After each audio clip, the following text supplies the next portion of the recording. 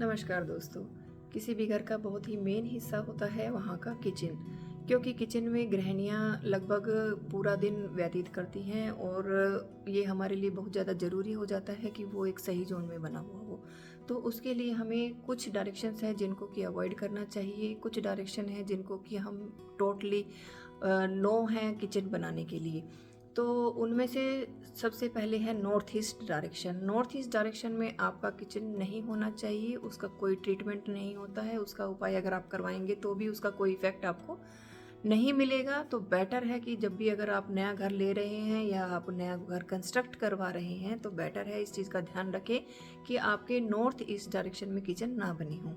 उसके अलावा 3 डायरेक्शन जो हैं वो थोड़ी नेगेटिव मानी जाती हैं, बेटर है कि आप उनको भी अवॉइड करें। वहाँ पे भी किचन, मेनली किचन में आपका किचन स्टोव माना जाता है कि वो गैस का चूल्हा आपका कहाँ उस किस जोन में आ रहा है।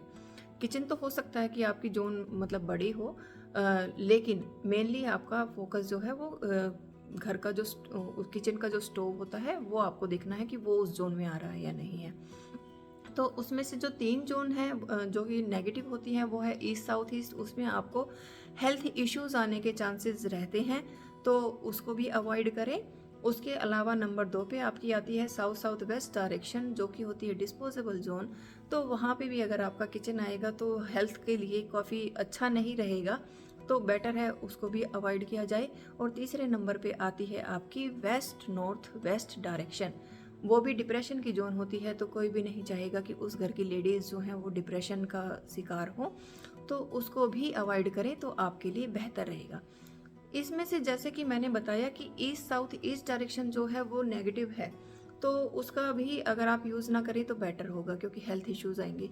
लेकिन इसी से लगती हुई जो डायरेक्शन होती है साउथ ईस्ट, उसको हम प्रेफरेंस देते हैं कि किचन अगर आपका उस जोन में बना हुआ है तो बहुत अच्छी बात होती है। लेकिन उसमें भी आपको खास ध्यान ये रखना है कि आप उसमें साउथ ईस्ट में तो आपका किचन बर्नर हो।